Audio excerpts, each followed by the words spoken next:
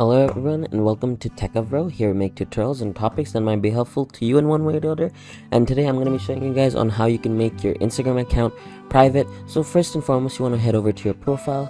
Once it's sent to your profile, you want to click on edit profile. And then over here, you're going to see privacy and security. Now, if you want to make it private, it's going to be over here. Now, inside privacy and security, the first option you're going to see is private account. Now, the moment you click on this, your account turns private. The moment you click on it, there's nothing else to it. So if I go home and if I go to my account again, this account's private. Obviously I can see it, but someone else really won't be able to see it. So if I go over here once again into edit profile and you don't want to keep it private anymore, it's just the same thing. Just untick this one and that's about it. Your account is no longer private. So I hope you guys found this video helpful. If you did, please drop a like, and if you want to see more videos like this in the future, don't forget to hit that subscribe button as well as that notification bell. Thank you so much for watching. Bye bye.